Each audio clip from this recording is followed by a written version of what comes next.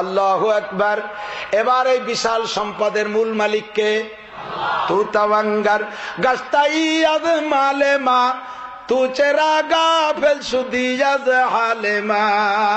দুনিয়ার যত মানুষ ধনী আছে আর বড় লোক আছে, যত সম্পদে বড় লোক, এই সম্পদের মূল মালিক কে? কুলিল্লাহুম্মা মালিকাল মুলকি তুতিল মুলকা মান তাশা ওয়া তানজিউল মুলকা মিম্মান তাশা ওয়া তুইজ্জু মান তাশা ওয়া তুযিল্লু মান তাশা। বিশাল সম্পদের ভান্ডারের মালিক আল্লাহ। আমার মাল যার হুকুম চলবে তার, সম্পদ যার হুকুম চলবে তার।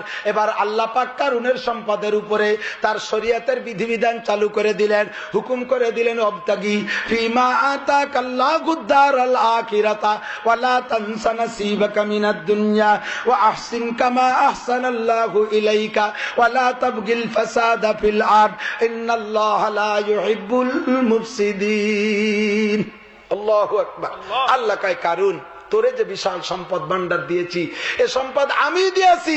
এই সম্পদ দিয়ে দুনিয়ার জায়গা জমি কম কেন নাই, দালান কোটা গাড়ি বাড়ি কম করো নাই। এই সম্পদ দিয়া আখেরাতের থেকে একটু জমি কেন, জান্নাতের ভিতরে কয় কাঠা জমি কেন, ওই জায়গাটা দালান কোটা বানা। ওয়াবতাগি ফিমা আতাকাল্লাহুদ দারাল আখিরা ওয়া লা তানসা নাসিবাকা মিনাদ দুনিয়া। ফাঁকে একটা কথা মনে রাখ, কারণ তুই দুনিয়ায় তোর ভাগ্য কি ছিল এটা ভুলে যাস না। কথা বলেন, এদিক তাকান। দুনিয়ায় তোমার ভাগ্য কি ছিল এটা ভুলে যাও না। তুমি ছিলে মুসা নবীর দরজার মুসাফির, তুমি মুসা নবীর দুয়ারে বসে চারটে পাইতে আর খাইতে, কিচ্ছুই ছিল না তোমার, তুমি ছিলে ফকিরের মতো। আজকে আল্লাহ পাক, আমি আল্লাহ তোমার বিশাল সম্পদ ভান্ডার দিয়েছি। এই সম্পদ দিয়া আহসিন কামা আহসানাল্লাহু ইলাইক, তোমাকে যেমন আল্লাহ ইহসান করেছে, তুমি এই মুসা নবীর উম্মতের ভিতরে গরিব যারা, তাদের প্রতি একটু ইহসান করো, একটু করুণা করো। আল্লাহর পক্ষ থেকে মুসা আলাইহিস সালাম যখন এই ওয়াজ কারুনরে শুনাই দিলেন, তখন কারুন কয়, ভাইজান আল্লাহ কি কইতে চাচ্ছে আমি তো ভালোই বুঝতে পারতেছি না। উনি দেওয়ার সময় একটু কম বোঝে, নেওয়ার সময় ভালো বোঝে। আছে না সমাজে কিছু নেককার মানুষ, দেওয়ার বেলা মোটেই বোঝে না, নেওয়ার বেলা খুব বোঝে। তো মুসা আলাইহিস সালাম বলতেছে, তুমি বোঝো নাই, আল্লাহ তোমার সম্পদের থেকে যাকাত চায়। কি চায়? ভাইজান কয় পার্সেন্ট একটু বুঝই কন। তো মুসা আলাইহিস সালাম বলতেছেন, সুলুসুল মাল, 1/3, 3 ভাগের 1 ভাগ, টোটাল সম্পদের 3 ভাগের 1 ভাগ। কারুনের হাতের ফাঁক দিয়া জীবনে 1 ফোঁটা পানিও পড়ে নাই। আমাদের হাতের 2 অবস্থা, তালু একরকম, আঙ্গুল আর একরকম, ঠিক না? যত সুন্দর করে আঙ্গুল মিশাইয়া এভাবে চিৎ করে পুরো হাতের পর পানি রাখবেন, তালুতে একটু থাকলেও আঙ্গুল বরাবর থাকে, ফাঁক দিয়ে পড়ে যায় না? কারুনরে আল্লাহ 2 খান হাত এমন সুন্দর দিয়েছিলেন যে তার পুরো হাতের পর পানি তালুতেও যেমন থাকতো, আঙ্গুল বরাবর থাকতো, একটু পানিও পড়তো না। যেই লোকের হাতের ফাঁক দিয়া 1 ফোঁট পানি পড়ে না, দান অনুদানের ক্ষেত্রে, এমনি কর্মচারীদেরকে দিচ্ছে, ব্যবসার সাথে যারা ব্যবসা করে তাদেরকে দিচ্ছে, চাকরি করতেছে কর্মচারীদের বেতন দিচ্ছে, দানে সে জীবনে 1টা পয়সা কেউকে দেই নেই। এই লোকরা যদি কয় যে 1/3 সুলুসুল মাল, গোটা সম্পদের 3 ভাগের 1 ভাগ দিতে হবে, ওই স্টক করে মরার কাজে না। ও কয়, ভাই যান সত্যি কি 3 ভাগের 1 ভাগ? বলে সত্যি মানে অবশ্যই 3 ভাগের 1 ভাগ। ভাই জান একটু কমানো যায় না? কয় না, লা তাবদীলা লিকালিমাতিল্লাহ, আল্লাহর শরীয়তের ভিতরে কোনো পরিবর্তন নাই, যা হুকুম হয়েছে তাই দিতে হবে, পাই টু পাই। কয় ভাই জান কয়টা লুঙ্গি টুঙ্গি কিনে দিলি ভাই নাকি? বাঙালি গে মতো। বাঙালিরা যাকাতে কি দেয়? এদিক দেয় লুঙ্গি শাড়ি দেয়, আপনাদের এদিক দেয় লুঙ্গি শাড়ি। বড় লোকরা যাকাতে লুঙ্গি শাড়ি কেমন দামের তা দেয় তা জানি না, আমাদের ওদিক যা দেয় তা তো আর বলার মতো না। লুঙ্গি যা দেয় তা 2-3 ধোয়ার পরে এর লুঙ্গির চেহারা যা হয়, লুঙ্গি পরে দরজার কাছে যদি পা ফাঁক করে দাঁড়ায়, ভিতরের থেকে তাকাইলে ওর আউলাখের সব দেখা যায়। কথা কন ঠিক না? আমি ওর নাম তুইছি এক্সরে লুঙ্গি, ঠিক না? শাড়ি দেয় মহিলারা, নিয়ে যাওয়ার সময় গালাগালি করতে করতে যায়, শয়তানরে আল্লাহ সম্পদ দিয়েছে, যা একখান শাড়ি দিল অপরে নামাজ হবে না, মশারিও হবে না, ঠিক না? আবার শাড়ি কাপড় গুলো, লুঙ্গি গুলো দেয় বেশিরভাগ নির্বাচন সামনে হইলে, যদি সেই ক্লাসের কেউ থাকে, নির্বাচনী শাড়ি, ওর নামই রাখা আছে জাকাতের কাপড়। কাপড়ের দোকানে রমজান মাসে যে দেখবেন এক সাইডে হলুদ ব্যানারে লেখা এখানে জাকাতের কাপড় পাওয়া যায়, তার মানে এই কাপড়গুলো খালি জাকাতে দিতে হয়, পড়তে হয় না। পুনরায় অধিকের কাছে বিক্রি করতে যায়, কেউ 10 টাকায় দো কিনবে না। কথা বলুন ঠিক কি ঠিক না? কারণ কয় ভাই যান একটু কমানোর কোন সুরত আছে নাকি? মুসা আলাইহিস সালাম বলেন, আমার দেহের ভিতরে জান থাকতে, শরীরে এক ফোঁটা রক্ত থাকতে আল্লাহর শরীয়ত পরিবর্তন করতে পারবো না। এ খবর শুনে কারণ বুঝে ফেলাইছে, যদি এই জাকাতের হাত থেকে, বিশাল জাকাতের হাত থেকে যদি বাঁচতে হয় তাহলে মুসারে দুনিয়া থেকে শেষ করতে হবে। যদিও সে নবী, আমার সম্পদ ভান্ডার কেড়ে নিয়ে যাবে, এটা হতেই পারে না। মুসারে দুনিয়া থেকে বিদায় দিতে হবে। এখন যদি ডাইরেক্ট মুসার বিরুদ্ধে যুদ্ধ করি, মুসা আলাইহিস সালামের দলেও তো লোক আছে, আমি কারুনকে রেহাই দেবে না। এখন পদ্ধতি কি? কয় ঈদগার ময়দানে যাইয়া মুসা নবীকে তার মাধ্যমে ফতোয়া দিয়াইয়া ওই ফতোয়ার আওতায় ফেলাইয়া মুসারে শেষ করে দেব। কারুন যাই একটা মহিলাকে সাজাইছে, চরিত্রহীনা একটা মহিলা, ও মহিলা তোমারে 10,000 টাকা স্বর্ণের টাকা দেব, তুমি যদি ঈদগার ময়দানে দাঁড়াইয়া বলতে পারো মুসা নবী আমার সাথে জিনা করছে, তোমারে 10,000 টাকা দেব। আল্লাহু আকবার। ও দোস্ত, কিছু কিছু চরিত্রহীন মহিলা এরকম থাকে, আছে না নাই? যারা কোনো বড় মানুষের ইজ্জত নষ্ট করতে দ্বিধাবোধ করে না, কোন সংকোচ নাই তাদের অন্তরে, বড়কের নামে বদনাম রটাইয়া তাকে বেইজ্জতি করতে দ্বিধাবোধ করে না। এমন নারী বহুত আছে। এই মহিলা দাঁড়িয়ে গেলে কারুনকে বলতেছে, হ্যাঁ সম্ভব, কোনো অসম্ভবের কিছুই না। তবে কারণ তোমারে চিনি, তুমি একবার সফল হয়ে যাওয়ার পরে আমারে 10 পয়সা দিবা না, তা আমি ভালো করে জানি। ঘুষ যদি খাই তো আগেই খাই, টাকাগুলো আগে দাও, তারপরে আমি বলবো। কারণ দেখলো 10,000 টাকার উপর যদি এত বড় বিপদ থেকে বাইচে যায় তাহলে সমস্যা নাই। 10,000 টাকা স্বর্ণের টাকা মহিলাকে ব্যাগ ভরে দিছে। মহিলা টাকা নিয়ে যায় ঈদগার মাঝখানে বৈশা, ঈদের নামাজের আলোচনা, বয়ান, বক্তৃতা, নামাজ কালাম সব শেষ, দোয়া হবে। এর মধ্যে কারুন দাঁড়ায় বলতেছে, ভাইজান মুনাজাতের আগে একটা ফতোয়া দিয়ে নেন। বলো কি ফতোয়া? কয়, ও ভাইজান জিনার কি বিচার একটু বলবেন? মুসা আলাইহিস সালাম কয়, আমিও যে তৌরাতের আলেম, তুমিও তো সেই তৌরাতের আলেম, বিচার তো তুমি তৌরাত পড়ে দিলে চলে, তৌরাতের মধ্যে বিচার আছে। কয়, না ভাইজান আপনার মুখ দিয়ে বলেন। মুসা আলাইহিস সালাম বলতেছেন, আশাইকাতু ইজা জানাজা ফারজুমুহুমা, ব্যভিচারিণী যদি জিনা কি বলা হয় বিবাহিত হয় তাহলে তাদের বিচার পাথর মেরে শেষ করে দিতে হবে। ফতোয়া দেওয়ার পরে কারণ কয়, ভাইজান জিনা যদি আপনি করেন তাও কি ওই বিচার? কত বড় বিয়াদব! কইলে পারতো যে ভাইজান জিনা যদি আমি করি তাও কি এই বিচার? তা না কয়ে কয় জিনা যদি আপনি করেন তাও কি এই বিচার? মুসা আলাইহিস সালাম বলেন, হ্যাঁ, চেয়ারম্যানের ছেলে জিনা করলেও যেই বিচার, এমপির ছেলে জিনা করলেও যেই বিচার, গরিব মানুষের ছেলে জিনা করলেও সেই বিচার, এখানে কোনো পার্থক্য নাই। এবার কারণ কয়া, মহিলা দাঁড়ায় বলো কি বলবা, পরে আমারে বিরক্ত করতে পারবা না। এবার মহিলা দাঁড়াইয়ে কয়, ভাইজান মহিলা দাঁড়াইছে ওই জিনার কথা বলবে বলে, মহিলা দাঁড়াইয়া 2 রকম আসছে তাফসীরে। এক তাফসীরে লিখেছে সর্বপ্রথম মহিলা দাঁড়ায় একবার বলে ফেলাইছে, ও নবী মুসা তুমি আমার সাথে জিনা করেছো। মুসা আলাইহিস সালাম তার দিকে খুব বড় নজরে তাকাই পড়ছে, তুমি কি বললে আবার বলো। আবার বলতে বললে মুসা আলাইহিস সালামের জালালি চেহারার দিকে তাকাইয়া আল্লাহ পাক রব্বুল আলামিনের কুদরতি নজরে মহিলার মন পাল্টা গেছে। দ্বিতীয় তাফসীরে লেখে না, প্রথমবার দাঁড়াই মহিলা মুসা আলাইহিস সালামের বিরুদ্ধে অভিযোগ দেওয়ার পরিবর্তে মহিলা দাঁড়াইয়া কয়, লা ইলাহা ইল্লাল্লাহু মুসা কালিমুল্লাহ। জোরে বলেন সুবহানাল্লাহ। বস্তা ধরে উঁচু করে দেখাইয়া বলে, ওগো আল্লাহর নবী মুসা, এই ব্যাগের ভিতরে 10,000 স্বর্ণের টাকা আছে, এই টাকা কারুন আমারে ঘুষ দিয়েছে আপনার বিরুদ্ধে মিথ্যা অপবাদ দেওয়ার জন্য। আপনি নাকি আমার সাথে জিনা করেছেন, আল্লাহর কসম জীবনও কোনোদিন আপনি আমার সাথে জিনা করেন নাই।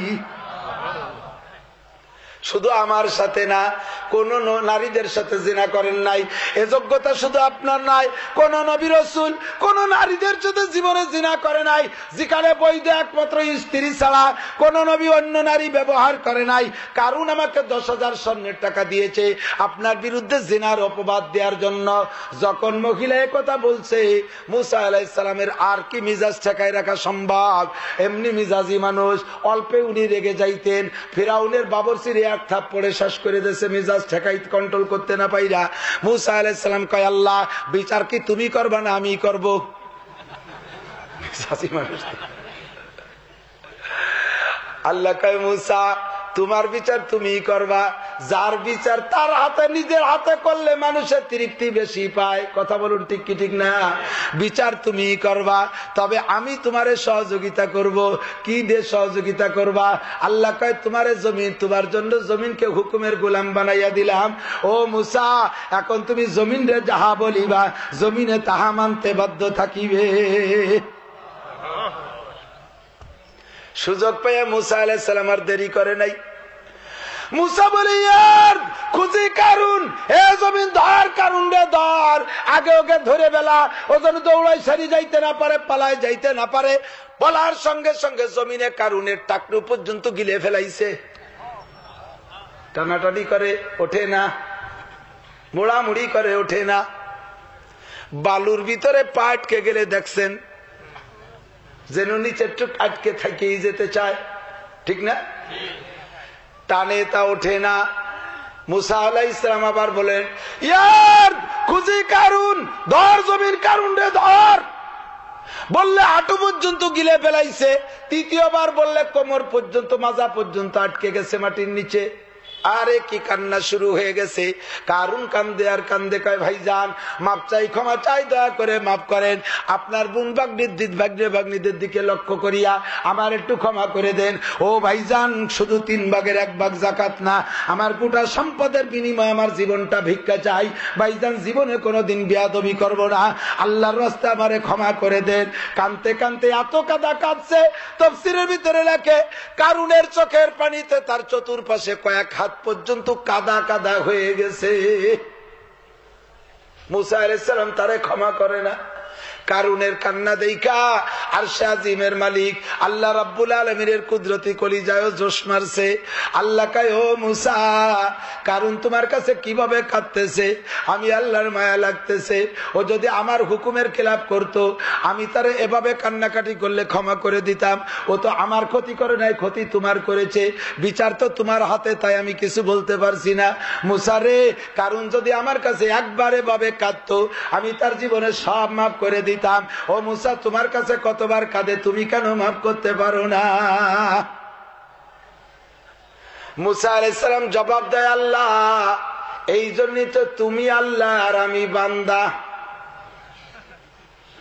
বড় চালাক মানুষ তো, চালাকির সাথে কৌশলী জবাব দিছে, আল্লাহ তুমি কথায় কথায় ক্ষমা করতে পারো, এই যোগ্যতা তোমার আছে, বিদায় তো তুমি আল্লাহ।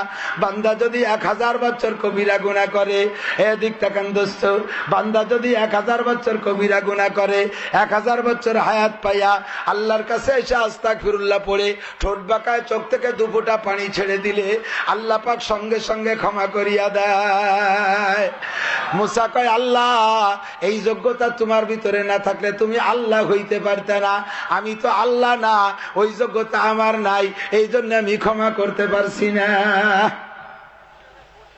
ও আল্লাহ তো তোমার ক্ষতি করে নাই, ও ক্ষতি তো করছে আমাকে। কথা বলেন ঠিক?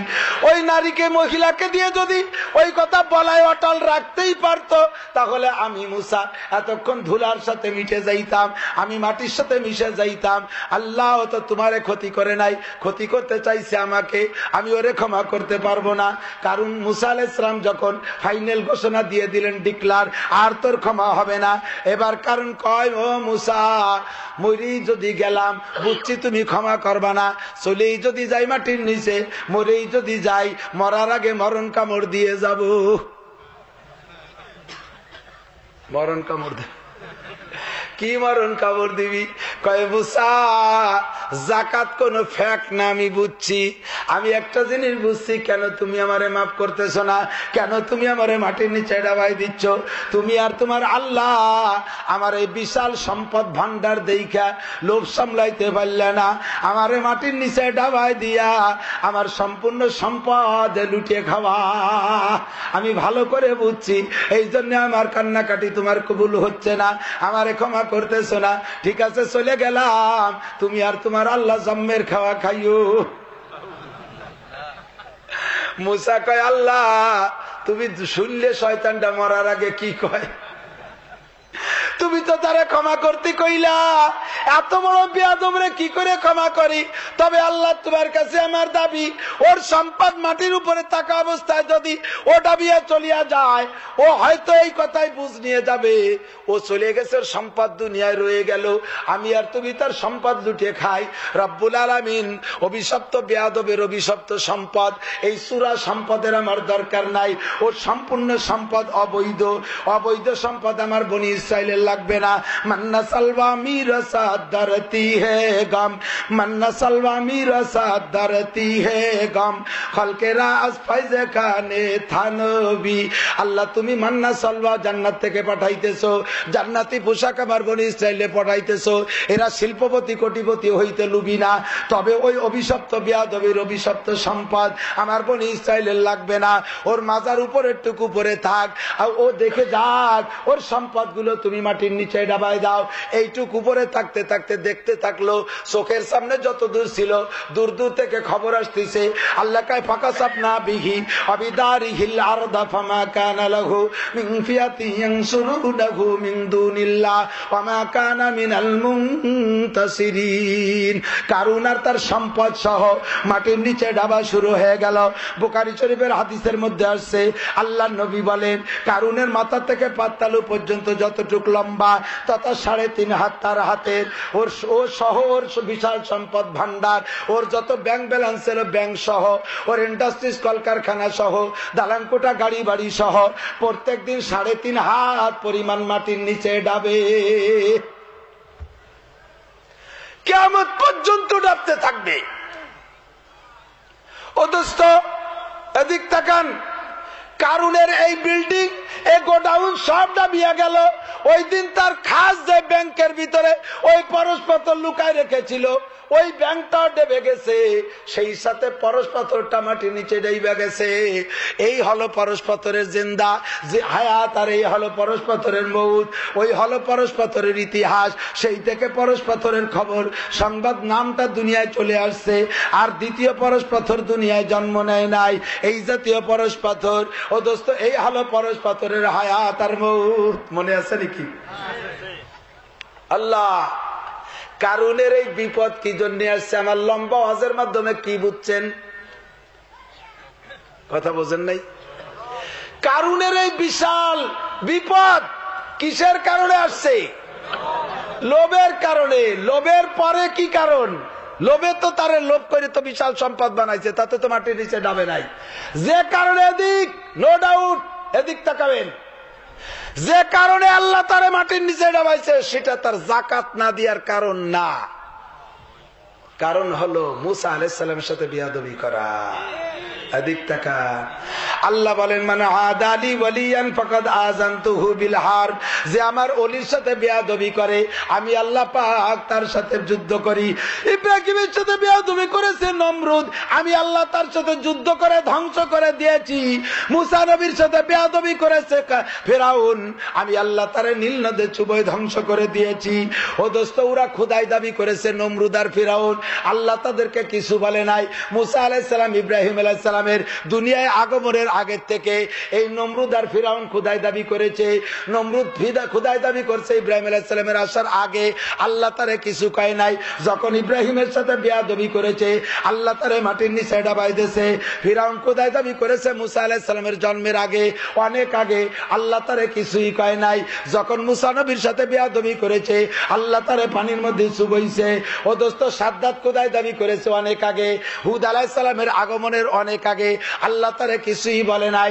যখন হুদ আলাইহিস সালামের সাথে বিয়াদবি করেছে আল্লাহ তাকে চরমভাবে পরাস্ত করেছে, ধ্বংস করে দিয়েছে। জোরে বলেন ঠিক কি ঠিক না?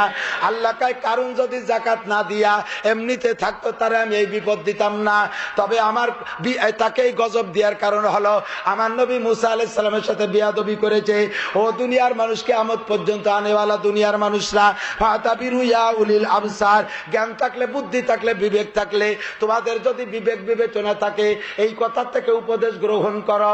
আমার ওলি আল্লাহদের সাথে যারা বেয়াদবি করবা, আমার উলামায়ে কেরামের সাথে যারা বেয়াদবি করবা, আমার বুজুর্গানে দ্বীনের সাথে যারা বেয়াদবি করবা, হক্কানি পীর মাশায়েখদের সাথে যারা বেয়াদবি করবা, তবলিগের সাথীদের সাথে যারা বেয়াদবি করবা, তাদেরকে আমি দুনিয়ার থেকে বিচার করে ছাড়বো, তাদেরকে ফাঁসি দেব, তাদেরকে গুলি খাওয়াবো, তাদেরকে বিভিন্ন সময় আপনে আপনে খুনোখুনি করাইয়া একে অপরকে দিয়ে আমি ধ্বংস করে দেব।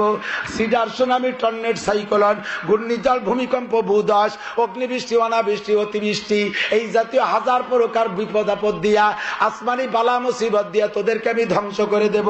কেন আমার অলিদের সাথে বেয়াদবি করো মুসলমান? যা কিছু করো না কেন সাবধান, বেয়াদবি করো না। বুজুর্গানের সাথে বেয়াদবি, আল্লাহ কাইন্নামা ইয়াকশাল্লাহ মিন ইবাদিহিল উলামা, আমাকে ভয় করার মতো ভয় করে উলামায়ে কিরাম। এই উলামায়ে কিরাম আমার বন্ধু। নবী বলেন আল উলামা ওয়ারাসাতুল আম্বিয়া, উলামায়ে কিরাম নবীদের ওয়ারিস। ডাক্তার নবীদের ওয়ারিস, ইঞ্জিনিয়ার নবীদের ওয়ারিস, বিজ্ঞানীরা নবীদের ওয়ারিস, সচিব সাহেব নবীদের ওয়ারিস, এমপি মন্ত্রী নবীদের ওয়ারিস। এমন কোন হাদিস আসে নাই দোস্ত। শিল্পপতি কোটিপতি নবীদের ওয়ারিস, এমন কোন হাদিস আসে নাই। আল্লাহ নবী বলে আল উলামা ওয়ারাসাতুল আম্বিয়া, উলামায়ে কেরাম নবীদের ওয়ারিস। ওরে উলাম নবীদের সাথে বেয়াদবি করিয়া তৎকালীন কাফেররা যেমন ধ্বংস হয়ে গেছে, আমার উলামায়ে কেরামের সাথে বেয়াদবি করবি, আমি আল্লাহ তাকে রেহাই দেব না, ধ্বংস করে দেব। জোরে বলেন ঠিক কি ঠিক না? এবার দুইটা কারণের একটা কারণ বেয়াদবি, আর একটা কারণ হলো তার যাকাত না দিয়া। আল্লাহ পাক যদি আমাকে আপনাকে সম্পদ দেয়, যাকাত দেবেন? কথা বল না কা? যাকাত দেবেন? যাকাত দেবর ব্যাপারে ইনশাআল্লাহ না, সম্পদশালী করার ব্যাপারে ইনশাআল্লাহ। যদি আল্লাহ সম্পদ দেয়, এই কথার ভিতরে বাংলা বলেছি, এর আরবি ইনশাআল্লাহ হয়ে গেছে। যদি আল্লাহ আমাকে সম্পদ দেয় তাহলে যাকাত দেবর ব্যাপারে কোনো ইনশাআল্লাহ নাই। যাকাত দেবই। এ নামাজ পড়বেন 5 ওয়াক্ত, ইনশাআল্লাহ কওয়া জায়েজ নাই। সুদ ছাড়বই, সুদ আর খাবো? জোরে বলে খাবো? মদ খাবো? গাঁজা খাবো? ফেন্সিডিল, হিরোইন, ব্যারাকের টাকা নেব? অর্ধেক হয়ে গেছে। দুদু টের পাইছি। ওই জায়গার কাছে সব চাচু ধরা খেয়ে বসে আছে। ব্যারাক, অ্যাডামস, কারিতাস, বিআরডিবি, স্বনির্ভর, জাগরণী চক্র, আশা, প্রশিকা, গ্রামীণ ব্যাংক আছে না নাই? এই সব সমিতির সাথে জড়িত মুসলমান আছে। এই এলাকার গেরবেড়ি পানিতে চুবইয়ে তলাইয়ে নিয়ে গেল কেন? 95% আমি চ্যালেঞ্জ করে বলতে পারি 95% গেরের ভিতরে সুদে টাকা ঢুকানো আছে। 80% ইনির খাতের ভিতরে সুদে টাকা ঢুকানো আছে। হারাম টাকা দিয়া সম্পদ করেছো, সেই সম্পদের জন্য দোয়া করা যে আল্লাহ সম্পদে বরকত দাও, ওতে ঈমান নষ্ট হয়ে যায়। হারামের পক্ষে দোয়া করলে ঈমান নষ্ট হয়ে যায়। আল্লাহ আমার মেয়েটা পোস্টকটারে চাকরি পাইছে, তুমি তার হায়াত দারাজ করো। কি কয়? কথা কয় না কে দেশে? আপনার আওয়াজ শুনতে দিছে ফান্না। জোরে কন। এই দোয়া করলে ঈমান নষ্ট হয়ে যাবে। তোমার মেয়েটা পোস্টকটারে চাকরি পাইছে। মসজিদের ইমামরা পড়ে যায় মহাবিপদে। আসরের সুবাস চাচা আদামন জিলাপি নিয়ে আসছে, হুজুর একটু দোয়া করেন। কি দোয়া? আমার ডলি ব্যারাকের হেড স্যার হইছে না, হেড স্যার বড় অফিসার। আমার ডলি মোটরসাইকেল পাইছে। ইমাম সাহেবের যদি সঠিক দোয়া করতে হয়, ইমানি দোয়া, তাহলে সে দোয়া করবে কি, আল্লাহ তুমি চাচার ইমান দাও, চাচার মেয়ে ডলিরে ইমান দাও, তার চাকরিটা ছুটোই দাও। আল্লাহ তুমি ডলির চাকরি ছুটাই দাও, তারে বোরকা পরায় তুমি ঘরের ভিতরে বসাও। আল্লাহ সে যেন মোটর সাইকেল কান না পায়, আল্লাহ সে মোটর সাইকেল কান পাইছে ওইখান যেন আগামীকালে অফিসে শেষ করে নিয়ে যায়। এইভাবে ইমাম সাহেবের বৈধ দোয়া। কিন্তু ইমামের চাকরি বা চাইতে যাইয়ে সব ইমাম গোলাম হয়ে গেছে। ফাসেক, ফুজ্জার, বেঈমান, দাড়ি চাচা, মক্কর, গাঁজাখোর, ফেন্সিডিল, হিরোইন পার্টি, মাগিবাজ, ফাঁকিবাজ, লম্পট, লুচ্চ, পকেটে টাকা ঢুকই দিয়া ইমাম রেদের দোয়া করায়, আর ইমামের তা করাই লাগে।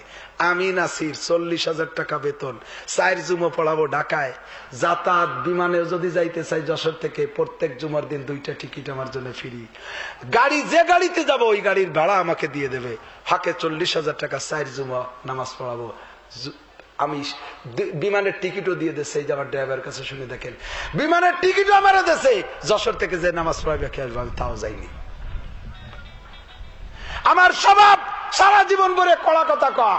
আজকে আকাম কুকাম করবা আর আমি তোমার পিঠির মধ্যে তেল মাখাই আওয়াজ করবো। তুমি সভাপতি, সেক্রেটারি, তোমার চেহারা দেখলে আমার বমি আসে। সেক্রেটারি, মসজিদের সেক্রেটারি, মাদ্রাসার সেক্রেটারি, নাম তুই যাবি সিগারেটারি। কথা কর না কে? সিগারেট খাইয়া 2 বছরের নাক দিয়ে মুখ দিয়ে ভাষা দিয়া তার সারা গায়ে বিড়ির গন্ধ। আর মসজিদে ইমামের পিছনে শুক্রবারে এসে নাম রাখছে শুকুর আলী মুসল্লি, মানে সপ্তাহে 6 দিন নাই, শুক্রবারে আসে। কথা কর না কে? আসে না? না, সুতির জামা মার দিয়ে, মার কায়দা মতো ব্যাঙ্গের মতো ফুলিয়ে ইমাম সাহেবের পিছনে একেবারে বরাবর ইমামের পিছনে এসে দাঁড়াইছে। মসজিদের মুতাল্লি, সভাপতি, সেক্রেটারি, তারে তার কেউ কিছু করার কায়দা নেই, এলাকার প্রভাবশালী। এ যদি ইমামে ওই জায়গাতে কয় চাচা আমার বরাবর দাঁড়াবে সেই লোকটা, যেই লোকটা আমি আমার অনুপস্থিতিতে ইমামতি করতে পারে। ইমামের যদি নামাজের মধ্যে 1 রিকাত বা 2 রিকাত হয়ে যাওয়ার পরে কারণবশত 22 ছুটে যায়, অজু ছুটে যায়, তাহলে পুরো মুসল্লিদের তো দোষ না, দোষ হলো ইমামের। ইমামের অজু ছুটছে বলে আমাকে নামাজ ছুটবে কে? এই জন্য আল্লাহ ব্যবস্থা রাখছে যাতে ওই মুসল্লিদের বিপদে পড়তে না হয়। ইমাম সাহেব, অ্যাসিস্ট্যান্ট ইমাম পিছনের বরাবর একজনের ধরে ওই জায়গা দাঁড় করে দিয়ে সে কায়দা করে বেরোয় চলে যায়, অজু মানে এসে নামাজে অ্যাটেন্ড করবে। এখন ইমাম বরাবর দাঁড়াইছে সিগারেটারি, ওরে যদি ওই জায়গাতে ধরে দাঁড়ায় দেয়, ইমামের তো 22 সরছে, ও আগিয়ে দেবে। কথা কর না? সেক্রেটারি দাড়ি নাই, নামাজ নাই, টুপি নাই, সুন্নাত নাই, সেক্রেটারি নামাজে ইমামের পিছনে বসে। আল্লাহু আকবার। কষ্ট হচ্ছে? আছে না নাই? যুবক, কথা নাই, যুবক পিছনের থেকে কয় কাকা আপনি সামনের কাতারেতে পিছনের কাতারে যান, সামনের কাতারেতে পিছনের কাতারে যান।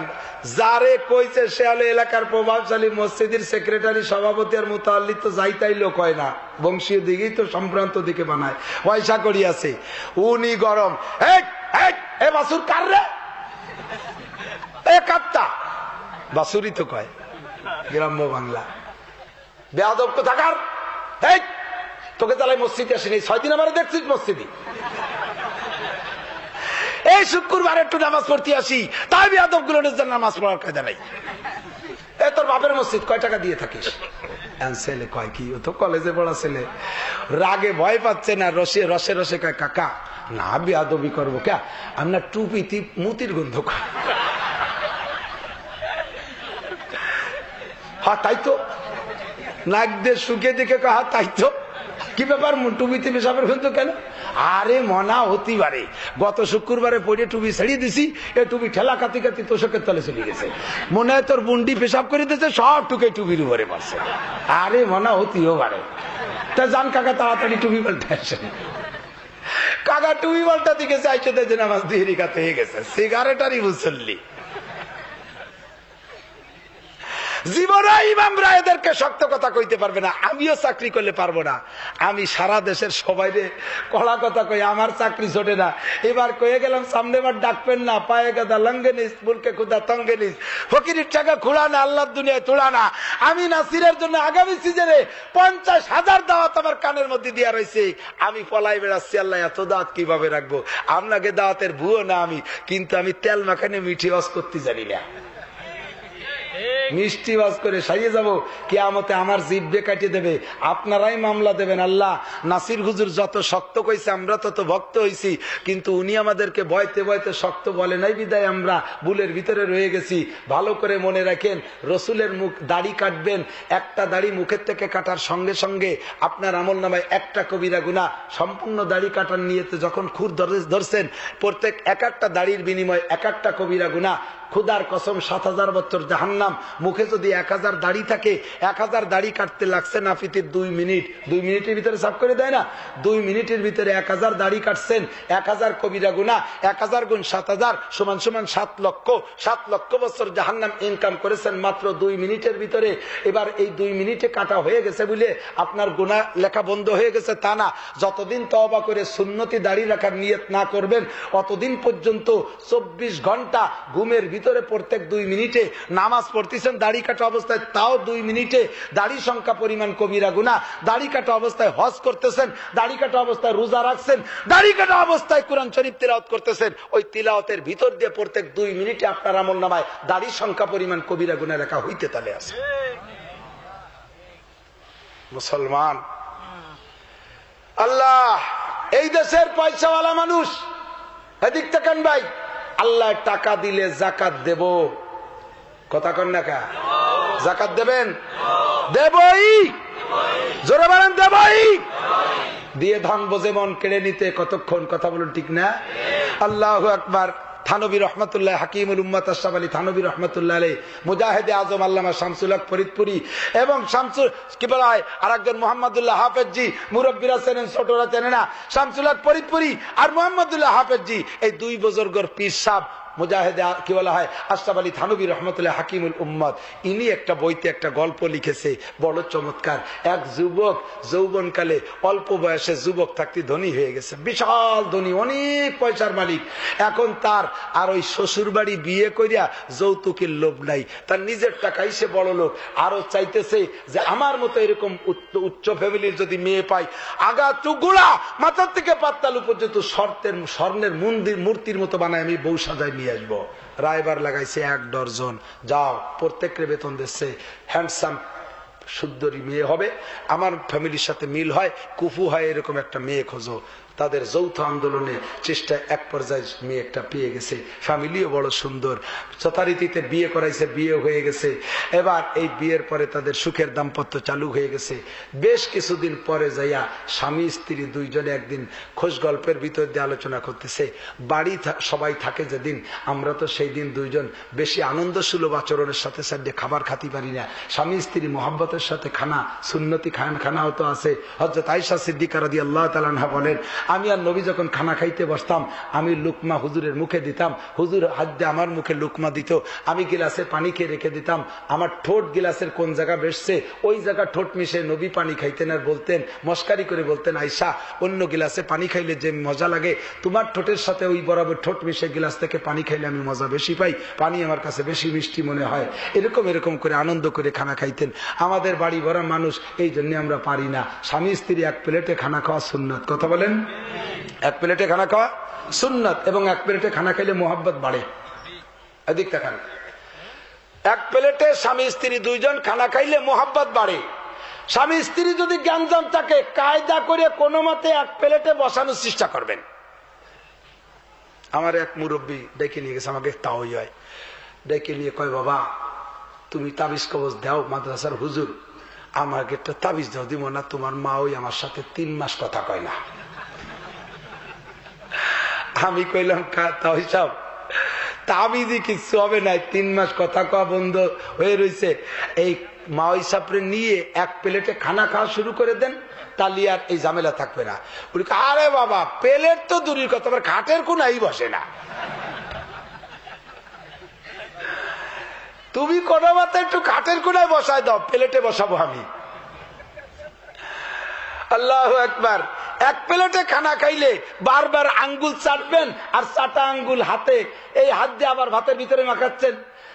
জিব্বে যখন আঙ্গুল চাটা দেন, তখন এই জিব্বের থেকে লালা আঙ্গুলি মাখায় না, স্বামীতে আঙ্গুল চাটলো, স্ত্রীতে আঙ্গুল চাটলো, দুইজনের লালা জিব্বের থেকে আঙ্গুলি মাখাইলো, ফিরে আবার সেই নাল বিজলিয়া ওগুলো আবার ডালির ভিতরে তরকারির ভিতরে মাখাই দিছে।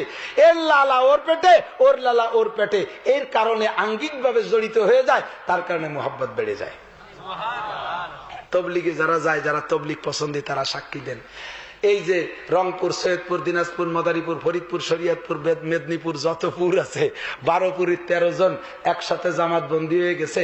একটা চিল্লে ঘুরছে, 2 2 3 4 4 জন করে এক এক প্লেটে খানা খায় না, খাওয়া দাওয়া এইভাবে চিল্লে শেষ করিয়া যেদিন বাড়ি যায় সেই দিন আপন ভাই মরলে যেমন কান্নাকাটি করে তার চাইতে বেশি কাঁদে, মহাশোকে শোকাক্রান্ত হয়ে কাঁদে।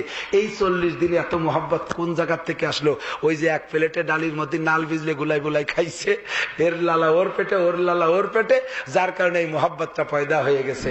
এই জন্য স্বামী স্ত্রী এক প্লেটে খাওয়া সুন্নাত। এখন নবী আলাইহিস সালাতু ওয়াস সালাম আয়েশাকে নিয়ে এভাবে খাইতেন, সব স্ত্রীদেরকে নিয়ে খাইতেন। যুবক কয়, আমরা দুইজন তো কোনোদিন এর একটু খাইতে সুযোগ পেলাম না, তা আজকে বাড়ি কেউ নেই, তুমি একটু ভালো খানা পাকাও, আমরা দুজনে দুপুর বেলা একটু আনন্দ করে খাবো। সত্যি স্ত্রী যথেষ্ট আইটেম সুন্দর করে পাকাইছে, বড় লোক মানুষ, অভাব তার কিচ্ছু নেই, খুব পাকাইছে। খাইতে বসছে, খানা দানা রেডি করতেছে, প্লেট টেলে সব অ্যারেঞ্জ করতেছে। এর ভিতরে বাইরের থেকে এক ফকির আওয়াজ পাইছে, ভিতরে থালাবাটির শব্দ, বাইরের থেকে হাঁক মারছে, বাইরে ঘরের মধ্যে তোমরা কারা খানা খাও? আমি 3 দিন খাই না, আমি অত্যন্ত ক্ষুধার্ত, আমাকে একটু খানা দেওয়া যায়? আওয়াজটা ভেসে যখন কানে গেছে মহিলাদের দিল নরম, মহিলারা অল্পে দুর্বল হয়ে যায়। মহিলা স্বামীকে বলতেছে, ওগো স্বামী, ওই যে একটা আওয়াজ আসছে শুনেছো? বলে, হ্যাঁ শুনেছি। কি করা যায়? আমরা সকালবেলা কত খেয়েছি, দুপুর বেলা কত পাক হয়েছে খাবো, এরপরে রাত্রেও খাবো, একটাও তো আমাদের মিস হয় না। দুপুরে খানা একটু দেরি হয়ে যাচ্ছে, তাই দেখো ক্ষুধাতে পেট তৈ তৈ করছে, কত কষ্ট লাগতেছে। আল্লাহর বান্দা বলে 3 দিন খানা খায় না, তার কলিজার মধ্যে কেমন লাগতেছে, ওকে 4টে খাবার দিয়ে খাইলে কেমন হয়? খানা তো কম নাই। স্বামী কয়, হ্যাঁ তা ভালোই হয়, তাই যাও আগে আল্লাহর মেহমানকে খানা খাওয়াও। আল্লাহর মেহমানকে খানা খাওয়াও, হুকুম স্ত্রীর পক্ষ থেকে পরামর্শ আসলে স্বামী কয়, তুমি রেডি করো, আমি আগে ফকির দেখে আসি। এবার মহিলা কয়, না, ফকির দেখা লাগবে কেন, তুমি একবার এই সবাইকে একবার এই খাবার নিয়ে যাও। স্বামী বলে, না, আগে ফকিরের কোয়ালিটি দেখে আসি, ফকির কেমন। এবার যুবক গিয়ে দেখে ফকিরের কোয়ালিটি, ফকির একটা যুবক, এই যুবক ফকির আভ্যন্তরীণ কোন রোগের কারণে একেবারে এমন কঙ্কাল হয়ে গেছে, গায়ের চামড়া হাড়ের সাথে লাগানো, শরীরে কোনো মাংস বলতে কিচ্ছু নাই, পেট পিঠের সাথে মিশে গেছে, একেবারে জীর্ণ শীর্ণ পোশাক, ভিক্ষার থলিটা তার কাঁধে ঝুলানো, শুধু হাড়ের সাথে বাইধে আছে, মাংস বলতে তার গায়ে কিছু নাই। যে কোনো মানুষ দেখে সহ্য করতে পারবে না, কাঁদবে। কিন্তু কপাল পোড়া বড় লোক যুবক ওই ফকিরটাকে দেখা মায়া করার পরিবর্তে তার উপরে ধিক্কার দেওয়া শুরু করছে। আল্লাহর দুনিয়া আল্লাহ কত ফকির বানাইছে, রাস্তায় ফকির, হাটে ফকির, ঘাটে ফকির, গাড়িতে ফকির, বাড়িতে ফকির। ফকিরের জ্বালায় রাস্তাঘাটে হাঁটার উপায় নাই, 4টে খাইতে বসছি তাও ফকিরের জ্বালায় খাইতে পারি না। ফকিরের সামনে শুনে শুনে ধিক্কার দিচ্ছে। এবার ফকির বলতেছে, বাইরে ও যুবক বড় লোক, তুমি আর দিলে তোমাকে আল্লাহ বড় লোক বানাইছে, তুমি দিলে আমি খাইতাম, না দিলে খাইতে পারবো না। তবে তুমি জেনে নাও, তুমি এখন আমারে খানা দিলেও তোমার এই খানা আমি খাবো না। আল্লাহ তোমারে ধনী বানাইয়া আমারে ফকির বানাইছে। তুমি দিলে খাইতাম, না দিলে খাইতাম না। এখন যদি তুমি আমারে খানা দাও তাও খাবো না, কারণ তুমি আমার আল্লাহর পর অভিযোগ করে আল্লাহ এত ফকির বানাইলো, আমি চলে গেলাম। ভাই তুমি মনে রাখো, যে আল্লাহ তোমারে ধনী বানায় আমারে ফকির বানাইছে, ওই আল্লাহ আমাকে তোমার জায়গা, তোমাকে আমার জায়গা নিতে পারে। তুমি একথা মনে রাখো। শুনে বড় লোক কয়, ঠিক আছে, তোর আল্লাহ পারলি আমারে তোর জায়গায়, তোকে আমার জায়গায় নিক। ওর বুঝ যে আমার এত বিশাল সম্পদ ভান্ডার, এ কি কোনোদিন ফুরায় নাকি? আর অমন ফকির কবে বড় লোক হবে? তাই এই কথাও সে মানে নাই। ঠিক আছে, তোমার আল্লাহ পারলি আমাকে তোমার জায়গা, তোমাকে আমার জায়গা আনুক। আমি চলে গেলাম। ফকির গেল চইলা, মহিলা লোকটা গেছে ঘরের ভিতরে, খানা বসছে খাইতে। এবার স্ত্রী খানা খায় না, ওই ফকিরের সাথে বালি স্বামীর এই তর্ক বিতর্ক শুনছে। এই তোমাদের মাইক ক্রমান্বয়ে দুর্বল হয়ে যাচ্ছে, আমার জান বের হয়ে যাচ্ছে আজকে, এমনি গলা বসা ভালো লাগতেছে না, ছেড়ে দিবানি কিন্তু হঠাৎ করে। আল্লাহু আকবার। ঘরে যে যখন খাইতে বসে স্ত্রী খায় না, স্ত্রী যখন খায় না স্বামী বলে কি ব্যাপার, এত মজার কেন, আনন্দের খানা কেন তুমি খাও না? স্ত্রী বলতেছে তোমার খানা তুমি খাও, আমি খাবো না। যেই খানার থেকে আল্লাহর মেহমানকে ভাগ দিতে পারলাম না, ওই খানা আমি খাইতে পারবো না। স্বামী বলে মাতবাড়ি মোটে করবা না, আমার ইনকাম যাকে খুশি দেবো, যাকে খুশি দেবো না, তুমি মাতবাড়ি করার কে? স্ত্রী বলে তাই তো ফকিরকে না খাওয়াই বিদায় দিলাম। এর ভিতরে যদি আমার ন্যূনতম আধিপত্য থাকতো, আমি আল্লাহর মেহমানকে না খেয়ে যেতে দিতাম না। তোমার সম্পদ তুমি খাও, আমি খাবো না। ক্রমান্বয়ে ঝগড়া বাড়তে থাকলো। এক পর্যায়ে এমন পর্যায়ে পৌঁছে গেছে, স্বামী স্ত্রী দুইজন মারামারি লাইগা গেল। স্ত্রীটারে পিটাইতে পিটাইতে পাট করে ফেলাইছে। এ পর্যন্ত ক্ষান্ত নাই, এবার রাগে রাগে তালাক দেওয়া শুরু করে দিয়েছে। একে একে 3টে তালাকও দিয়ে ফেলাইছে। তালাক যখন হয়ে গেছে, এখন তো আর স্ত্রী স্বামীর কাছে থাকতে পারে না, চট করে উঠে চলে গেছে। এবার যাইয়া খাটের উপরে উপুর হয়ে মহিলা কাঁদতেছে। এই সময় ওই কপাল পোড়া বড় লোক যুবকের হুঁশ ফিরে আসছে।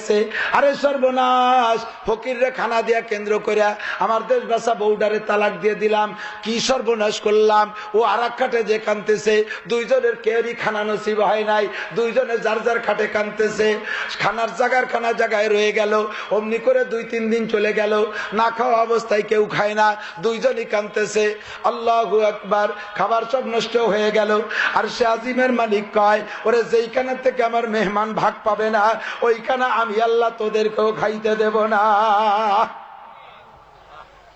ঠিক কিনা? মহিলা 3 মাস 13 দিন ইদ্দাতে তালাক পালন করে কানতে কানতে বাপের বাড়ি চলে গেছে। যাইয়া তালাক প্রাপ্ত মহিলার সম্ভ্রান্ত ফ্যামিলির মেয়ে যদি তালাক খাইয়ে বসে কারণ বশত, ও আর লজ্জায় কিন্তু বন্ধু বান্ধবীদের সামনে মুখ দেখায় না, লুকায় পালায় থাকে বেশি। কথা বলুন ঠিক না? যতই স্বামীর অন্যায়তি তালাক হোক, তালাক প্রাপ্ত মহিলাদেরকে সবাই ধিক্কার দেয়, কয় 1 হাঁড়ি বাজে না, 1 হাঁড়ি বাজে না, 1 কাঠি বাজে না, নিশ্চয়ই ওরও দোষ আছে, তানালি স্বামীর কাছে তালাক খায় নাকি। এই বলে নারীরা কিছুটা দুর্বল হয়ে যায়। ওই মহিলা ঘরের ভিতরে ঢুকছে তো বেরোয় না, বাড়ির বাহিরে কোনোদিন আর হয় নাই, যায় নামাজে বসে কান্দে, দোয়া করে কান্দে, আল্লাহ তুমি আমাকে জীবন যৌবনের শুরুতে একটা বিয়ে দিয়েছিলে, আমার পছন্দের ছিল স্বামী, তবে কপাল পোড়া স্বামী আমারে ধরে রাখতে পারে নাই, আমার বিন্দু মাত্র দুঃখ নাই। ও খুদা, রব্বানা হাবলানা মিন আজওয়াজিনা ওয়া যুররিয়াতিনা কুররাতা আয়ুন ওয়াজআলনা লিল মুত্তাকিনা ইমামা। আমার জীবনে যদি আর কোনোদিন বিবাহ নসিব থাকে, এমন একটা নেককার দিনদার ইমানদার যুবক স্বামী আমারে নসিব করো, যাকে দেখে আমার চক্ষু শীতল হয়, যার আচরণে দিলটা ঠান্ডা হয়ে যায়, এমন একটা নেক স্বামী আমারে নসিব করো। থানবী রাহমাতুল্লাহ আলাইহি লেখেন, 3 থেকে 4 বছর, 2-3 বছর পর্যন্ত দোয়া করছে, এর ভিতরে কোনো বিবাহের প্রস্তাব আসে না, কোনো প্রস্তাবই আসে না। 4র্থ নম্বর বছর যখন শুরু হয়েছে, 1 বছরে 99টা প্রস্তাব আসছে বিবাহের, কিন্তু একটা যুবক মেয়েটা চয়েস করে নাই, বিবাহ হয় নাই। 100 নম্বরের একটা যুবক, আগের স্বামীর চাইতে সুদর্শন, তার চাইতে বড় লোক, তার চাইতে হ্যান্ডসাম, এই যুবক এসে প্রস্তাব দিয়েছে রায়বার ঘটকের মাধ্যমে। এক পর্যায়ে ছেলে মেয়ে দেখা দেখির অনুষ্ঠান, 2জন চেয়ারে মুখোমুখি বসা, এর ভিতরে উভয় উভয়কে দেখেই চয়েস করছে, সবাইকে সবার পছন্দ হয়ে গেছে। ও দোস্ত, এরপরে মেয়েটা যুবকরে বলতেছে, ভাইরে, নারীদের কোনো গোপন দোষ যদি থাকে, পরবর্তীতে বিয়ের পরে স্বামীরা জানলে এইটাকে নিয়ে বিশাল একটা পরিস্থিতি নষ্ট করে ফেলে। ও ভাই, তোমার সাথে আমার ভাগ্যে বিবাহ থাকলে হবে, না থাকলে হবে না, তবে আমার একটা আভ্যন্তরীণ দোষ আছে। দোষটা হলো আমি কিন্তু তালাক প্রাপ্ত মহিলা। ঘটক তোমারে বলছে কিনা তা জানি না, পরে জানতে পারলে আমার ধিক্কার দিবা, যা হবে আগে হবে। আমি কিন্তু তালাক খাওয়া মহিলা, তবে আমার তালাকের ঘটনাটা ছিল এরকম। বাইরে, তুমি যদি এইরকম কৃপণতা করো, তাহলে আমি কিন্তু তোমার ঘর করব না। যুবক কয়, ও বোন, আমি এই বছর 1 বছর বিয়ে করব বলিয়া 99টা মেয়ে দেখেছি, কোন মেয়ে আমার চয়েস হয় নাই। তোমার কথার সাথে আমার মনের মিল হয়েছে। তুমি আমারে যদি কোনোদিন কৃপণ পাও, সঙ্গে সঙ্গে ডিভোর্স দিয়ে চলে যাবা। তোমার হাতে তালাকের ক্ষমতা দেয়া থাকলো, ঠিক আছে, তুমি যেমন খুশি তেমন করতে পারো। উভয়ের মনে মনে যখন মিলে গেছে, নিয়মতান্ত্রিক বিয়ে হয়ে গেছে, বউটারে নিয়ে চলে গেছে স্বামী, সুখের দাম্পত্য চালু হয়ে গেছে। মহিলাটা শুধু স্বামীরে ট্রাই করে, কৃপণ না সখী। আল্লাহু আকবার। যতবার ট্রাই করছে অতবার পাস। খাবার খাইতে বসে, ফকির আসছে, স্বামী কয় আল্লাহর মেহমানকে আগে খাইতে দাও, থাকলে খাবো, না থাকলে আবার পাকাবো, আবার খাবো। টাকা চাইলে পকেটে হাত দিয়ে মুঠ করে দিয়ে দেয়, কখনো গুনে দেখে না। চাউলাটা চাইলে কলস ধরে ঢেলে দেয়, যতদূর ফকিরের ব্যাগে কুলায়, হাড়িতে যত দূর আছে, কখনো পিছনের চিন্তা করে না। মহিলা এই স্বামীর আচরণে বড় খুশি। স্বামী তো অনেক বড় লোক। একদিন স্ত্রী বলতেছে, স্বামী গো, আমার সেই স্বামীর ঘরে থাকতে আমি একদিন দুপুর বেলা এরকম উত্তম উত্তম খানা, সমস্ত আইটেম গুলো চোখের সামনে ভাসতেছে। পাখির গোশ ভুনা করেছিলাম, দেশি মুরগি ভুনা করেছিলাম, খাসির গোশ রান্না করেছিলাম, হরিণীর গোশ রান্না করেছিলাম, দামি দামি খানা পাকাইয়া একটা লুকমা আমার নসিব হয় নাই। তুমি যদি অনুমতি দিতা, আমরা আজকে একটা দিন সেই খানা পাকায় 2 জন খাইতাম। স্বামী কয়, ঠিক আছে, তোমার সেই সেই আইটেমই পাকাইতে হবে, মনে আছে? কয়, হ্যাঁ আছে। বাজার থেকে সব আইটেম স্বামীরে দেখি নাই নিয়া এবার সবগুলো মহিলা নিজ হাতে পাকাইছে। দুপুর বেলা খাইতে বসছে, আল্লাহ কুদরতি কায়দায় পরীক্ষার ফকির একটা পাঠাই দিয়েছে। ফকিরি আইসা বাইরে দাঁড়ায় হাত মারছে, বাইরে তোমরা কারা খানা খাও? আমি কিন্তু 3 দিন খাই না। মহিলা শুনে কয়, আমার ভিতরে যেন একটা বিদ্যুৎ চমকাইয়া গেল। আরে আগের দিনও যা যা পাকাইলাম, আজও তাই তাই পাকাইলাম। সেদিনও স্বামী স্ত্রী 2 জন, আজও স্বামী স্ত্রী 2 জন। সেদিন খাবো ভাগ্যের খাবার কপালে রাখে নাই, ওই 3 দিনে ফকির না খাওয়া ফকিরির কারণে খাইতে পারি নাই। আজও সেই 3 দিনে না খাওয়া ফকির কোন জায়গাতে এসে উঠলো। আল্লাহ কপালে আজকে খাবার আছে না আজও তালাক আছে, আল্লাহ জানে। স্বামী রে কয়, ও স্বামী, আল্লাহ পরীক্ষার ফকির পাঠাইছে, পাস করবা না ফেল করবা? স্বামী কয়, আমি পাস করছি বিয়ের দিন। কোন দিন? আমি বিয়ের দিন পাস করছি। আমার তো বলাই রয়েছে, আগে মেহমানকে দিবা, থাকলে খাবো, না থাকলে আবার পাকাবা। মহিলা কয়, তাহলে আগে মেহমানকে দিয়ে আসি। নিজে হাতে সব আইটেম থেকে খানা দিয়া একটা ডিশ বল ভইরা নিজেই খাবার দিতে গেছে। ফকিরকে সামনে খাবার দিয়ে যখন মহিলা ব্যাকে চলে আসতেছে, ফকিরি ক্ষুধার তো 3 দিনে না খা ফকির, তার কি নারীদের দিকে তাকানোর কোন এনার্জি আছে? মহিলা তো বিশ্ব সুন্দরী, তার রূপের ঝলকে ফকির খাবারের ভিতরে হাত দিয়ে এক নজর তাকাইছে। তাকাইয়া হাতে বল নেই, হাতের শক্তি পড়ে গেছে, লুকমার মুখে যায় না, খাবারের ভিতরে হাত, আর ওই মহিলার দিকে তাকিয়ে আছে। মহিলা দুশ্চিন্তায় পড়ে গেল, এত 3 দিনে না খা ফকির, ওর তো নারীদের দিকে তাকানোর এনার্জি নাই, ও কেন আমার দিকে তাকাইলো? এই জন্য মহিলা আবার দ্বিতীয় নজর তাকাইছে। তাকানোর পরে কাম মহিলার 12টা বাজে গেছে। ও দোস্ত, এদিকে ফকির কাঁদে, ওদিকে মহিলা কাঁদে। মহিলা ঘরের মধ্যে হাইটে যাইতে পারে না, যেন পায়ের নিচ থেকে মাটি সইরা গেছে। ফকিরও কান্দে, মহিলাও কান্দে। মহিলা কান্দতে কান্দতে ঘরে যাইয়া খাবার নিয়ে বসছে। স্বামীরে কয়, তুমি খাও, আমি খাবো না। কেন খাবা না? কয়, কাঁদছো কেন? কয়, আল্লাহর কুদরতের পর আশ্চর্য হইয়া কাঁদি। আল্লাহর কি কুদরত দেখেছ? কয়, যেই ফকিররা খানা দিয়ে আসলাম, ওই ফকির আমার সেই আগের ঘরের স্বামী।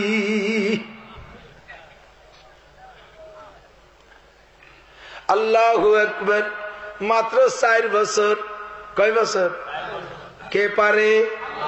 পারে পারে এ অঞ্চলের মানুষদেরকেও পারে। কথা বলেন, পারে। আমি ফুলবাড়ি গেট মাদ্রাসায় যাইয়া এই কিস্সার সত্যায়ন করে নিয়ে আসছি। আজ থেকে 4 মাস বা 5 মাস আগে আমি ফেসবুকে একটা সংবাদ দেখতেছিলাম। এক ভদ্রলোকের নাম মুসামিয়া।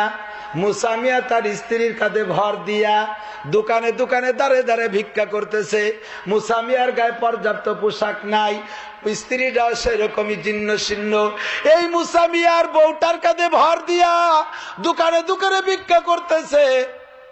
অথচ মুসামিয়ার ইতিহাস লিখতে গিয়ে সাংবাদিকরা লিখেছে এই মুসামিয়া সেই মুসামিয়া যেই মুসামিয়া বাংলার জমিনে কোন রাজা বাচ্চা প্রেসিডেন্টও তখন হয় নাই। অথচ এই মুসামিয়া সর্বপ্রথম বিমানে বড় হইয়া যাত্রী নিয়ে বিয়ে করে এই বউটারে নিয়ে আসছিল। সেই মুসামিয়া আজকে সেই বউটার কাঁধে ভর দিয়া দাঁড়ে দাঁড়ে ভিক্ষা করে।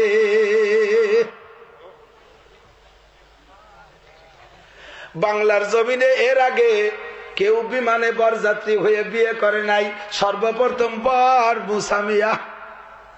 সেই মুসামিয়ারে আল্লাহ গাড় ধরে টান দিয়া বিমান থেকে নামাইয়া সেই বউটাই সাথে আছে, কাঁধে ভর দিয়ে দাঁড়ে দাঁড়ে ভিক্ষা করে। জোরে বলেন কে পারে? পারে কি পারে না? কান্দে আর কান্দে। খবর শুনে মহিলাও কান্দে, স্বামীও কান্দে, দুইজনে গলা জড়াই ধরে ভিতরে কান্দতেছে। ও দোস্ত, এই কান্নাকাটি বাইরে ফকির কান্দে, ঘরে ওরা দুইজন কান্দে। কান্দার ভিতর দিয়ে স্বামী এবার স্ত্রীকে বলতেছে, তুমি তো আশ্চর্য খবর শুনাইছো, এর সে একটা আশ্চর্য খবর আমার কাছে আছে, বলবো? কয় তা আবার কি? এর সে কি আশ্চর্য খবর হতে পারে? কয় হ্যাঁ আছে। কয় বলো তো সেটা কি?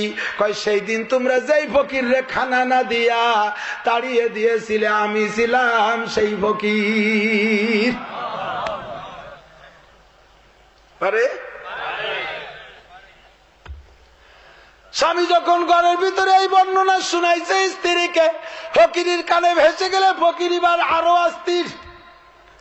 ও খুদা, তুমি কত জায়গায় রুটি ছিল, ভাত ছিল, কোন দুয়ারে না নিয়া আমাকে অপমান করতে জন্য এই জায়গায় নিয়ে আসছো। কান্নার রোল আরো বেড়ে গেল, গলা চড়াই ধরে কান্দে। এবার স্বামী বলতেছে, স্ত্রী, ওই দিন তোমার ওই স্বামী আমাকে যে কথার পর তাড়িয়ে দিয়েছিল, আমি আসার সময় একটা কথা বলছিলাম, তা কি তোমার মনে আছে? কয় না, আমার কিচ্ছু মনে নাই। কয় আমি বলেছিলাম, বাইরে তুই আল্লাহরে বিশ্বাস কর, যে আল্লাহ তোরে ধনী বানায় আমারে ফকির বানাইছে, ওই আল্লাহ তোকে আমার জায়গায় আমাকে তোর জায়গায় নিতে পারে। তোমার ওই স্বামী কথাটা গ্রান্ট করলো না, এ কথাটা মেনে নিল না, এর থেকে উপদেশ গ্রহণ করলো না।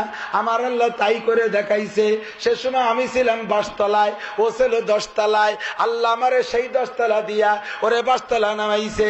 আমার গায়ে ছিল জীর্ণ শীর্ণ ছিঁড়া পোশাক, ওর গায়ে ছিল সাফারি কোট। ওই কোট আমারে দিয়া আমার ভিক্ষার পোশাক তার গায়ে দিয়েছে। আমি ছিলাম কঙ্কাল বডি, আর ও ছিল রাজপুত্রের মতো। ওই বডিটা আমারে দিয়া আমার ভিক্ষার কঙ্কাল বডিটা তারে দিয়েছে।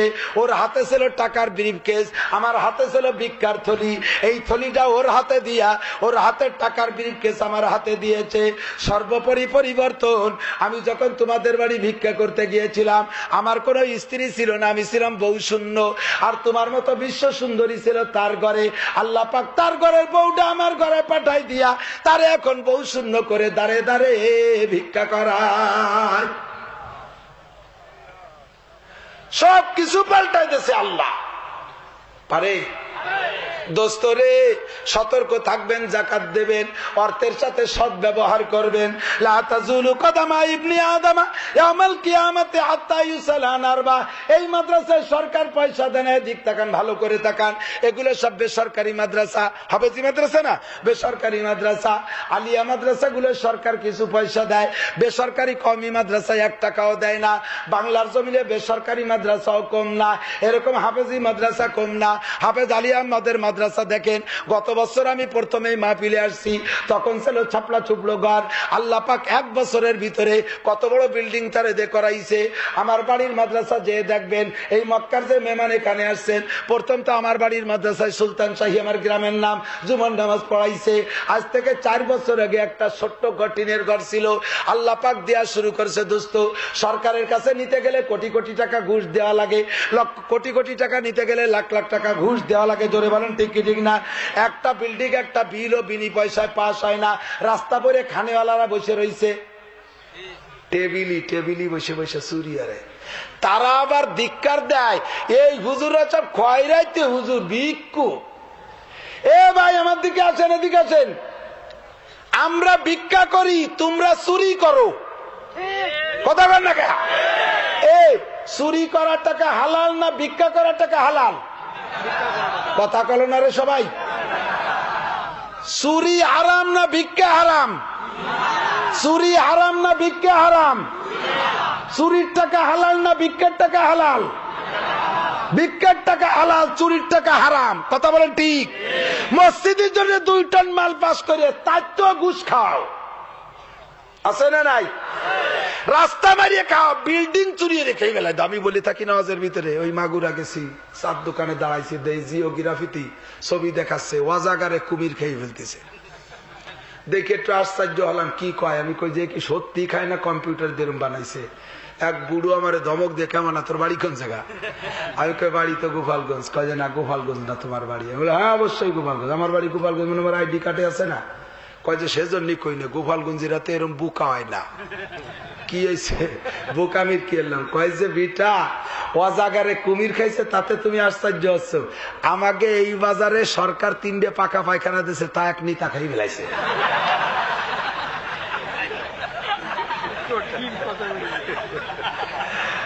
এই এই বিটা বোকা, এই অজাগারে কুমির খা কঠিন না নিতাই পায়খানা খা কঠিন? আমি কিরম পায়খানা গেল? কয় সে বিল্ডিং শুদ্ধ পাকা ইট মিট সব খাই ফেলাই দিছে। ভিক্ষার টাকার চাইতে এরকম পায়খানা মারিয়ে খাওয়া হারাম বেশি। কথা কর না কেন? ঠিক কিনা? তোমাদের বাড়িতে 4টে ইরিদান নিয়ে আসি, 4টে মুষ্টি চাউল আনি, একটা বাঁশ কেটে আনি, জাকাতের টাকা নেই, কুরবানির চামড়ার টাকা নেই। 100% গরিবদের জন্য হালাল, আমরা হালাল খাই।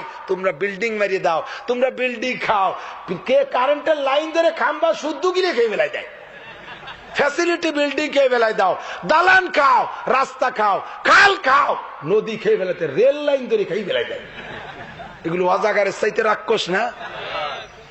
আমাকে তো হুজুররা কয় রাইতে ভিক্ষু। আরে ভিক্ষার টাকা হালাল তোর চুরা টাকার চাইতে।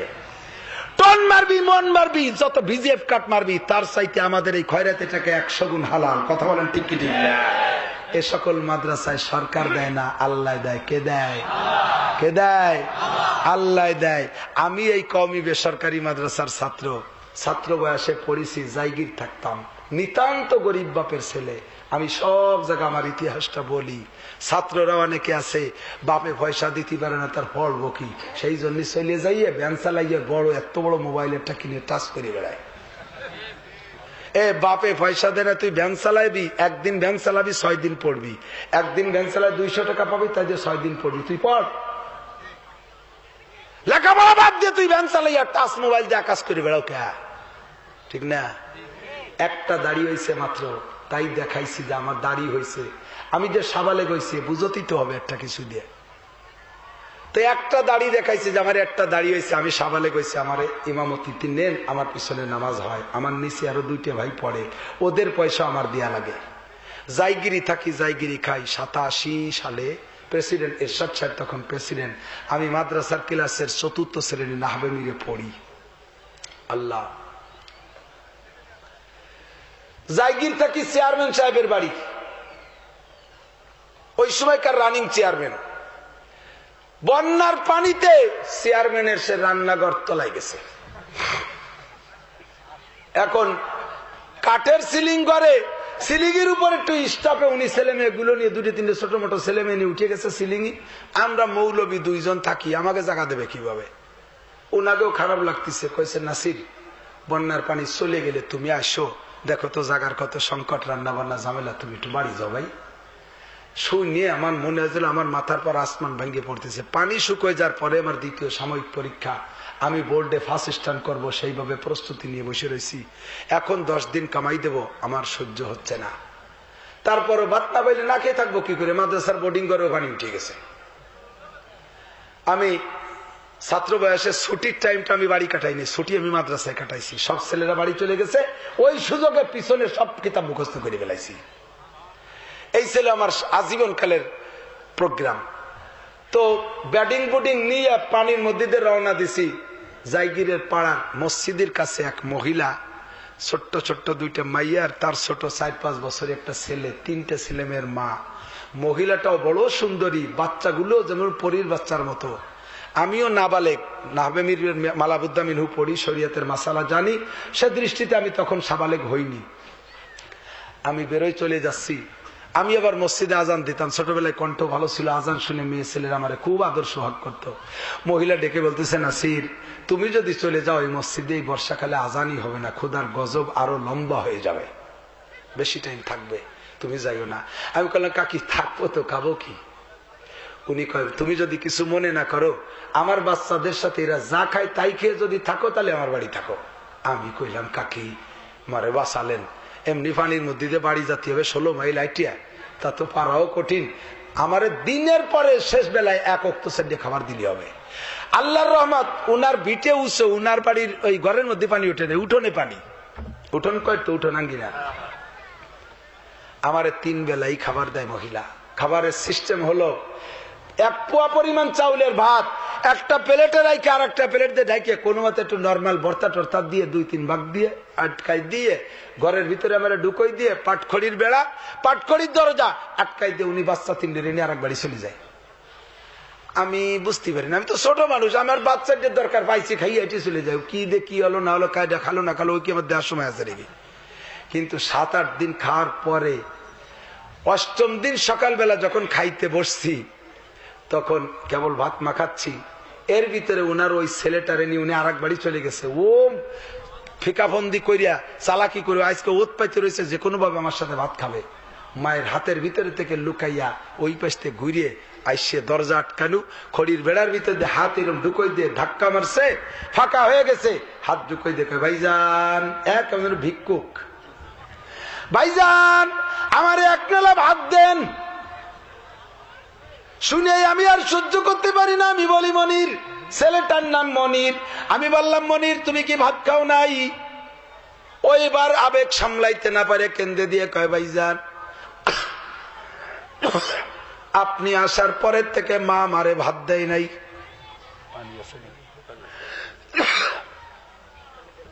তুমি কি খাও?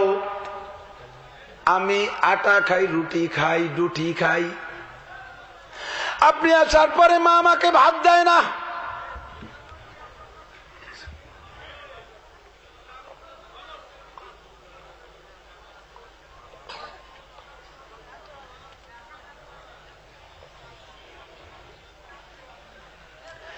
তার মায়ের হাতের ভাত আমি 3 বেলা 8 দিন পর্যন্ত গরম ভাত খাইলাম।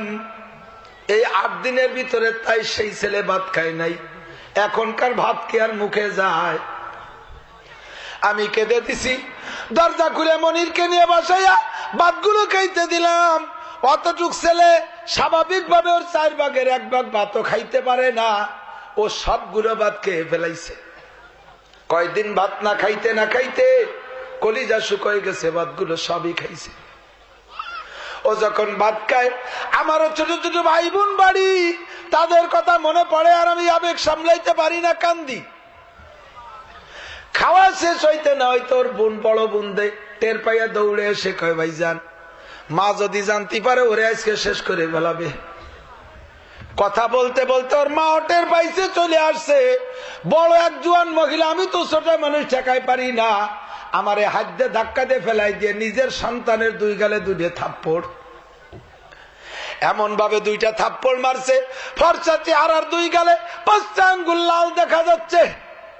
আর এই ছেলেটা বিষের মতো দাপাইতেছে আর কাঁদতেছে, আমি ঠেকাই পারি না। এরপরে যে পাড়ায়ও ধরছে। আমি কইলাম, কাকি আমার ভাত আপনার বাড়ি এই পর্যন্ত শেষ, আমি আর যাই গিয়ে থাকবো না। আমি ক্লাসে ফার্স্ট বয়, সব কিতাব আমার মুখস্থ, 1 বছর না পড়লে আমি বোর্ড স্ট্যান্ড করবো, কোনো চিন্তা নাই। আপনার সামনে, আপনার মনিরের সামনে আমি 8 দিন ভাত খাইছি, ও ভাত খাইনি, আমি জানলে প্রথম দিনই থাকতাম না। সে আজকে 4টে ভাত খাইলো, আপনি তারা এমন করে পিটাইলেন। বললে বাচ্চার কান্না আর আমার কথায় মহিলা আবেগ সামলাইতে পারতেছে না। ওদিকে মনিরের 2টা বোন, তারা তো তার কেবলই বড়, ছোট ছোট বোনরা তারাও কাঁদতেছে, এবার ওর মাও কাঁদতেছে। আমিও কান্দি। উনি এবার কান্দে কান্দে কয়, নাসির তুমি আল্লাহর রসুলের মেহমান, আমার এলাকায় আইসা বাতের অভাবে বন্যার সময় পানি চাপায় চলে যাবা, আমি তোমার ভাটা দেখে কান্না সহ্য করতে পারি নাই মনির, তাই নাসির তোমারে জায়গির রেখেছি। ও নাসির, তোমারে যেদিন জায়গির রাখলাম ওই দিন আমার ঘরে এক মুঠ চাউলও ছিল না, 5-7 কেজি আটা ছিল। আমি তোমারে জায়গির রাইখা রসুলের মেহমানের সামনে কিভাবে আটা দেব, তাই আমি 5 কেজি চাউল আমি বাকি কিনে নিয়ে আসছি। বন্যার পানিতে তোমার কাকা খুলনায় মিলে চাকরি করে আসতে পারছে না, আসলে আমি চাউলটা কিনে টাকা তাদেরকে দিয়ে দেব। এক এক পোয়া করে চাউল ওক্তে ওক্তে পাকাই, তাই মাত্র তোমারে দেই। মনির আর আমার মেয়েরা ভাত খাইতে চাইলে তোমার ভাতে হবে না, এজন্য ভাত দিয়ে তোমারে আমি আমার বাচ্চাদেরকে নিয়ে অন্য জায়গায় চলিয়ে যাই। নাসির তুমি যদি এখন চলে যাও, আমি আমার জমিতে ধান আছে, এই ধান মাত্র 15 দিন পর কাটা লাগবে। আমাদের ওই এলাকায় লক্ষ্মী দিকে ধান হয়তো অনেক বেশি বাড়িতে ধান হয়, মাত্র 115 দিন পর ধান কাটা লাগবে, আমি এদেরকে ধান খাইতে দেব না। রসুলের মেহমান যদি আমার বাড়িতে না খেয়ে চলে যায়, আমি কইলাম কাকি এ কথা আপনি ভালো বলেন নাই, এদেরকেই খাওয়াবেন, তবে শর্ত হলো আমি যদি আপনার বাড়ি ভাত খাইতে হয়, যা পাকাবেন, রুটি হোক চাপড়ি হোক, ডুটি হোক পান্তা হোক, আপনিও বসবেন, আমার ভাই বোন গুলো নিয়ে বসবেন, অল্প অল্প করে মুঠ মুঠ করে খাবো, আমি পেট ভরে খাবো আর মনির খাবে না, এমন জায়গায় আমি থাকবো না। আল্লাহু আকবার। এই মোহাব্বত করিয়া আমারে খানা খাওয়াইছে, বিভিন্ন এলাকায় যাইয়া প্রয়োজন সাপেক্ষে গল্পটা বলি, আমি পরাণ ভরে যতবার হাত তুলি মুনাজাতে আমি সেই ফ্যামিলির জন্য দোয়া করি, আল্লাহ এত বড় অভাবের ভিতরে আমার এক মুঠ ভাত খাওয়াইছে, মালিক রে তুমি এই মহিলাদের ফ্যামিলিতে সুখ শান্তি দান করো। খবর শুনেছি আর দেখতে যেতে সময় পাই নাই, মেয়ে দুটোর দামি ছেলে দেখে বিয়ে হয়ে গেছে, মনিরও অনেক উচ্চ শিক্ষিত, তবলিগের সময় লাগাইয়া পাক্কা দিনদার, মনিরও সরকারি বড় অফিসার হয়েছে। আল্লাহর রহমতে দুনিয়ার কোনো অভাব নাই, ফ্যামিলির ভিতরে পরিপূর্ণ দিনদারিও ঢুইকা গেছে। দুনিয়ায় দোয়া করেছি, আখেরাতেও দোয়া করি, আল্লাহ যদি কিয়ামতে তুমি আমার ডান হাতে আমলনামা নসিব করো, আর যদি আমার ওই জায়গিরের ওই মহিলাদের ভিতরে ওদের ফ্যামিলির কেউ যদি বিপদে পড়িয়া যায়, আমার একটু তৌফিক দিও সুপারিশ করার, আমি যেন সুপারিশ করে ভাতের প্রতিদান হাসরের মাঠে দিতে পারি। আল্লাহর কাছে দোয়া করি।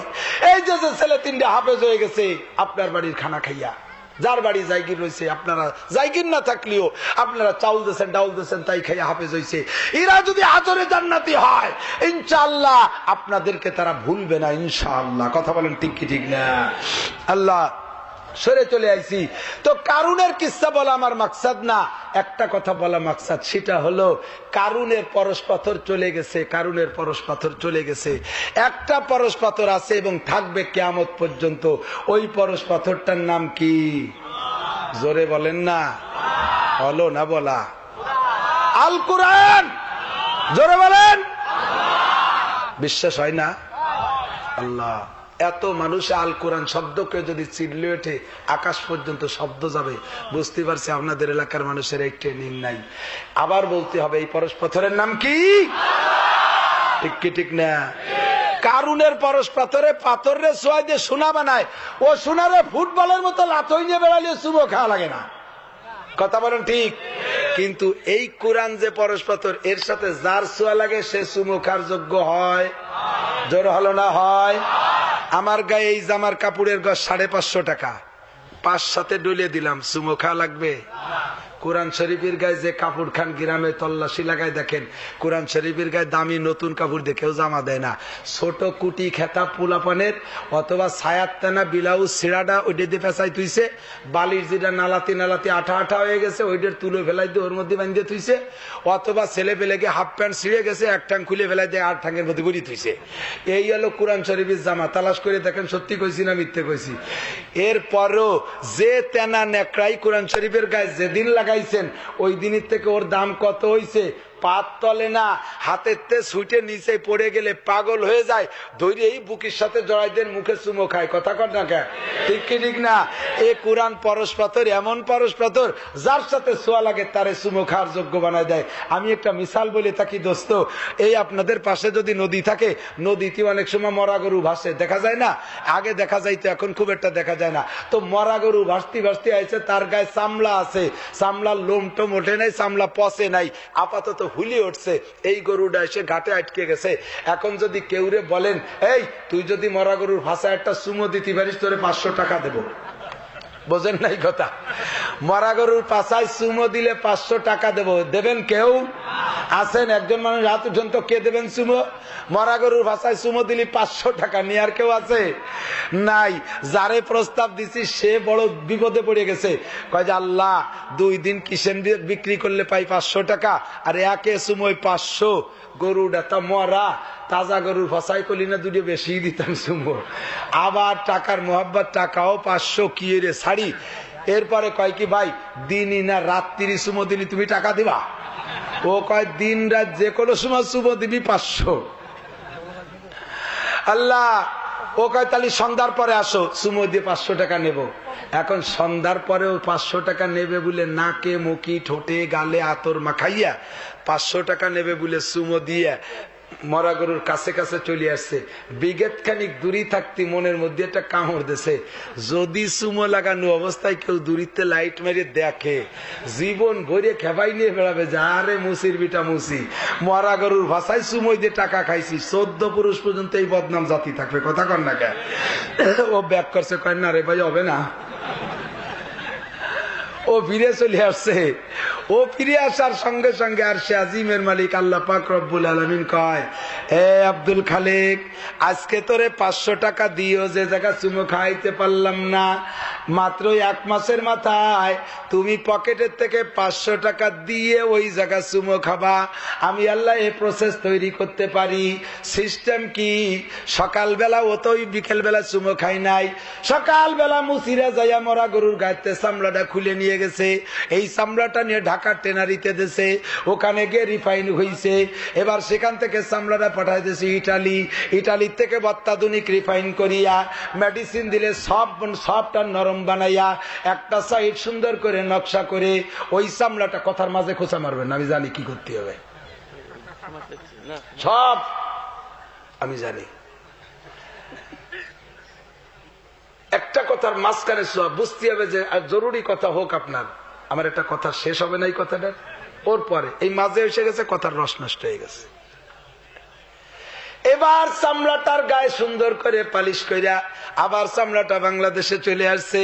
চামড়া বাংলাদেশে আসার পরে ওই চামড়াটা কিনে এনেছে কিতাবাদি বই পুস্তক বান্ডিং করে যারা, ওরা চামড়াটা কিনে নিয়া চামড়ার পাশার দিক থেকে এক টুকরা কাইটা কোরআন শরীফের গায়ে বান্ডিং দিয়েছে। চামড়ার বান্ডিং হলা কোরআন শরীফ আছে না নাই? ওই কোরআন শরীফটা চলে আসছে আপনাদের ফকিরাটের বাজারে। এবার ওই ছেলেটা, ওই লোকটা, যেই লোকটারে চুমো খাইতে বলা হয়েছিল, ওর ছেলে আপনাদের এই মাদ্রাসায় পড়ে, ছেলেটা হেফজখানায় ঢুকবে। এবার ছেলে যে আব্বার গলা জড়ায় ধরে কাঁদতেছে, কয় আব্বা আমি 3 বছর মেহনত করে হাফেজ হব, হাসরের মাঠে তোমারে আর আমার মায়ের মাথায় মতির মেম্বারে বসায় নূরের পাগড়ি পরাবে। ও আব্বা তুমি আমার একটা কোরআন শরীফ কিনে দিতে হবে চামড়ার বান্ডিওয়ালা। আব্বাই কয় বাবা আমি তো জীবনেও জানি না চামড়ার বান্ডিওয়ালা কোরআন শরীফ আছে। কয় আমি ফকিরাটের লাইব্রেরিতে দেখে আসি, দামও শুনে আসি 500 টাকা। ছেলে যখন এমন সুন্দর করে ওয়াজ শুনাই দিয়েছে, বাপের দিল নরম হয়ে গেছে। এবার 500 টাকা নিয়ে যাইয়া ওযু কালাম করে কোরআন শরীফটা কিনছে। ও দোস্ত, মুসলমানে যখন কোরআন শরীফ কেনে, কোরআন শরীফ হাতে নিয়ে আগে বুকের সাথে লাগায়, এরপরে চুমো খায়। চুমো উপরে আগে খায় না ভিতরে আগে খায়? উপরে আগে খায়। যেই জায়গা করে চুমো খাইছে কোরআন শরীফটা কিনে বুকের সাথে লাগাইয়া মুখে যে জায়গা চুমো খাইছে ওই জায়গাটা সেই মরা গরুর পাছা, কারণ সেই পাছার দিকের থেকে এক টুকরা কাইটা চামড়া দিয়া সেখানে বান্ডিং দিয়েছে, সেই মরা গরুর পাছায় চুমো খাচ্ছে। এখন সেই সময় 500 টাকা পাইও চুমো খাই নাই, এখন পকেটেতে 500 টাকা দিয়ে সেই জায়গায় চুমো খায়। আল্লাহ কয় ও বান্দা, এ কিন্তু সেই মরা গরুর পাছা, একই জায়গায় চুমো খাইলা, এখন 500 টাকা দিয়া এই দাম চামড়ারে কে বাড়াইলো? আল্লাহর কোরআনের ছোঁয়া। জোরে বলেন ঠিক কি ঠিক না? ও দোস্ত, এ কোরআনে যদি মরা গরুরে চুমো খাওয়ার যোগ্য বানাইতে পারে, আল্লাহু আকবার, সিরা নেকড়ারে যদি চুমো খাবার যোগ্য বানাইতে পারে, মানুষ আশরাফুল মখলুকাত, এর সাথে ছোঁয়া লাগলে এরে চুমো খাওয়ার যোগ্য বানাইতে পারে কি পারে না? মহিলার ভিতরে কোরআন ঢুকবে, বেকুরানি মহিলাদের চাইতে তার দাম বেশি। কোন মাস্টার যদি কোরআন পড়নেওয়ালা হয়, কোরআন ছাড়া মাস্টারের চাইতে তার দাম বেশি। সেনাবাহিনীর লোকে কোরআন পড়নেওয়ালা হবে, বেকুরানি সৈনিকের চাইতে তার দাম বেশি। কলেজ ছাত্র স্টুডেন্ট যদি কোরআন পড়নেওয়ালা হয়, বেকুরানিওয়ালাদের চাইতে তার দাম বেশি। এলাকার কৃষক পাবলিক যদি কোরআন পড়নেওয়ালা হয়, বেকুরানিওয়ালাদের চাইতে তার দাম বেশি। আল্লাহর কোরআনের ছোঁয়ায় তার দাম আল্লাহ বাড়াইয়া দেয় কি দেয় না? আল্লাহ পাক এই জমি, এই মাদ্রাসার বয়স দেখলাম 18তম সভা। যদি 18তম হয়, নিশ্চয়ই 19 বছর আগে এখানে মাদ্রাসা ছিল না। তো 19 বছর বা 20 বছর বা 30 বছর আগে, সর্বোচ্চ মাদ্রাসা জন্মের আগে এই জায়গায় এই পরিমাণ লোক সমাগম হয় নাই, উলামায়ে কেরামের আগমন ঘটে নাই, এই জায়গার এত দাম ছিল না। আজকে এই কোরআনের ছোঁয়া মাদ্রাসায় লাগার কারণে এলাকার দাম বাড়ছে না কমছে? জোরে বলেন, বাড়ছে না কমছে? ও দোস্ত,